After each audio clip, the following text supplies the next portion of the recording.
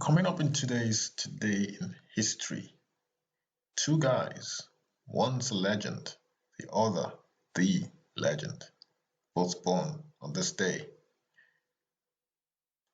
Keep watching and all will be revealed. Hello and welcome to my channel. My name is Sotonie Afiesimama. It's the 28th day of December. So without much ado, let's get cracking with the important historical events that occurred on this day in history. We begin first with Westminster Abbey. For those of you who are not familiar with English or UK history, yes, this is the church where our current queen was crowned Queen of England in 1952. In 1056, Westminster Abbey opened. It's located in London and it was consecrated or opened on this day by Edward the Confessor and became the site of coronations and other ceremonies of national significance in England. So Edward the Confessor opened Westminster Abbey on this day in 1865. So that's a magnificent Westminster Abbey, massive cathedral, opened on this day in 1065. Is located in London, England. Next, on this day in 1856, I beg your pardon. So the previous one, Westminster Abbey, is 1065. This is 1856, so nearly 8 centuries later. Born in Staunton, Virginia, Thomas Woodrow Wilson. He was an American politician and academic who served as the 28th president of the United States from 1913 to 1921. So essentially he served 2 terms in office during the First World War.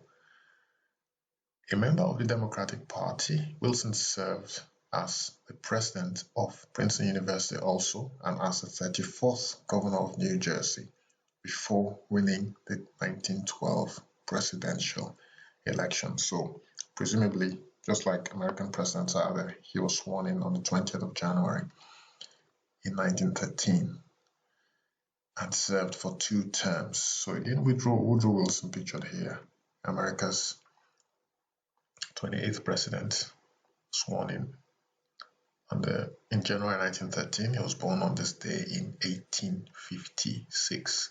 In 1895, this was the day that we had the first public demonstration of the cinematograph. So cinematograph. It was an early motion picture apparatus designed by the Lumière brothers. This demonstration took place at the Grand Café in Paris. So in 1895, the first public demonstration of the cinematograph, pictured right here, took place in Paris at the Grand Café, designed by the Lumière brothers. Next, on this day, 1903, John von Neumann. This guy is genius, is actually putting it mildly, you know. He was a Hungarian-American mathematician. He was also a physicist, he was a computer scientist, he was an engineer and polymath. Von Neumann was generally regarded as the foremost mathematician of his time and said to be, in quotes, the last representative of the great mathematicians. He integrated pure and applied sciences. He did a lot more. His skills were as diverse as, you know, he even dabbled into, what was it again now that architecture. Yes, architecture. You know, that's how far his genius stretched, architecture. Anyway, so that's the Hungarian-American mathematician, John von Neumann, who was born on this day in 1903. In 1922, Stan Lee, an American comic book writer, pictured here, the guy who brought Spider-Man to life, he was born on this day. He is a writer, editor, publisher, and producer. He rose through the ranks of a family-run business to become a Marvel Comics primary creative leader for 2 decades, leading its expansion from a small division of a publishing house to a multimedia corporation that dominated the comics industry. So Stan Lee, born on this day, was an American comic book writer, editor, publisher, and producer, the man behind the Spider-Man character, and obviously Marvel, through Marvel Comics. 1923, on this day, Gustav Eiffel, this was the day that he died in Paris. So I'm sure you've guessed right. Yes, this is a guy who designed the famous Eiffel Tower. Full name, Alexandre Gustave Eiffel. He was a French civil engineer, a graduate of the prestigious École Centrale des Arts et Manufactures of France. He made his name with various bridges for the French railway network, most famously the Garabit Viaduct. He is best known for the world-famous Eiffel Tower, built for the 1889 Universal Exposition in Paris, and his contribution to building the Statue of Liberty in New York. So if you remember, in one of my videos, I did say that the Statue of Liberty was a great gift from the French people to the Americans. So the Statue of Liberty is also his brainchild. Okay, 1934. Maggie Smith was born. This is Maggie Smith pictured right here. So that's Maggie Smith. I'm going to tell you a bit about her, obviously. Full name, Dame Margaret Natley Smith, DBE, which is Dame of the British Empire. She is an English actress. She has had an extensive career on stage, film, and television. You wouldn't believe where she acted in. I'm going to reveal that shortly. Where else? What else made her famous? Her career began in the mid-1950s. Wow. Smith has appeared in more than 60 films and over 70 plays, and is one of Britain's most recognizable actresses. She was made a dame by Queen Elizabeth II in 1990 for contributions to the performing arts, and a Companion of Honor in 2014 for services to drama. One of the world's most famous and distinguished actresses, Dame Maggie Smith was born Margaret Natley Smith in Essex. Her Scottish mother, Margaret Houghton, worked as a secretary, and her English father, Nathaniel Smith, was a teacher at Oxford University. So this lady is from a posh background. Dad's an Oxford don. Mom was a secretary. So guess where else she acted? Yes, Sister Act. She was this woman in Sister Act, Dame Maggie Smith. I can't remember her name now. Anyway, go check Sister Act out if you haven't seen it. She acted as a nun, the person who was the head of the nuns, I guess. Mother Superior, I think they called Mother Superior. I think that was the title that she had in Sister Act. Okay, so happy birthday, Maggie Smith. Born on this day in 1934. She is 86 years old today. And someone else who was born on this day, who is 20 years younger than Maggie Smith, who I mentioned at the beginning, I gave you a hint at the beginning. Yes, this is the legend. I call him the legend.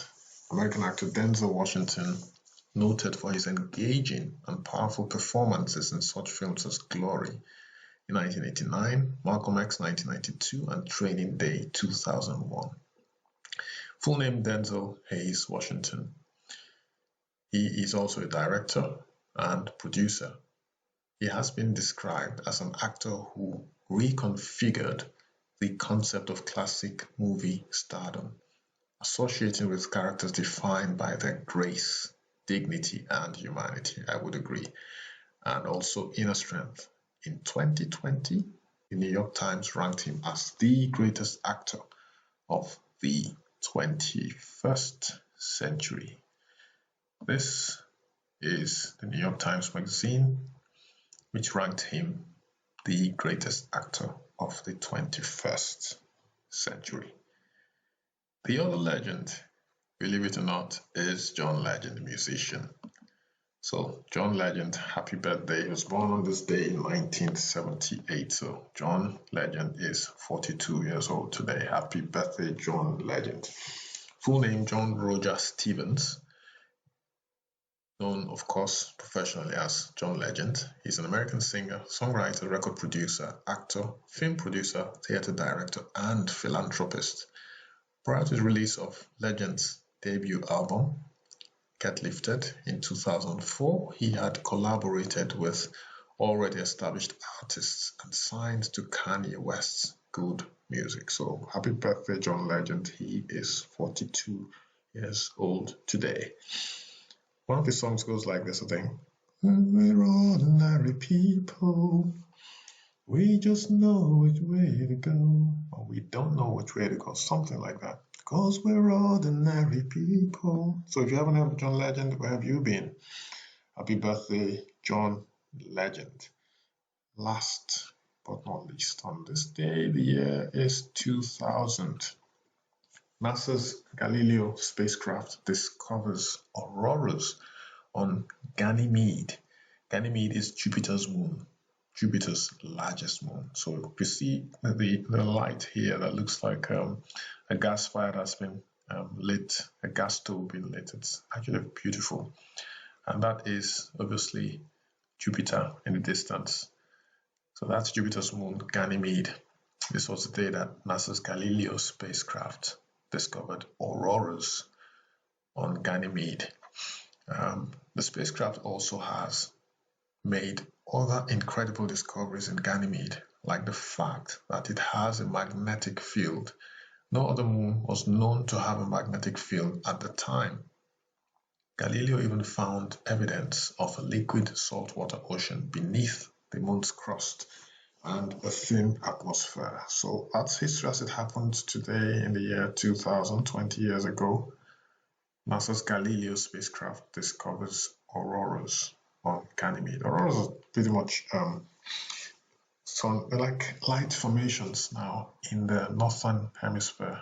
Oh, well, auroras, Aurora Borealis is for the northern hemisphere, and then Aurora Australis for the southern hemisphere. So it's a beautiful light formation, usually in the north or south pole of the Earth in this case. Okay, so you could go find out more about auroras if you're interested. They're actually very, very beautiful. On that note, folks, we've come to the end of today's Today in History. If you like this video, please give me a thumbs up. If you haven't subscribed yet, subscribe so that you receive updates of my video uploads. It just helps push my video also to more people so that I have a lot more people enjoying my videos. Thanks for dropping by again. See you tomorrow for another edition of Today in History. Take care of yourselves. Stay safe. Bye.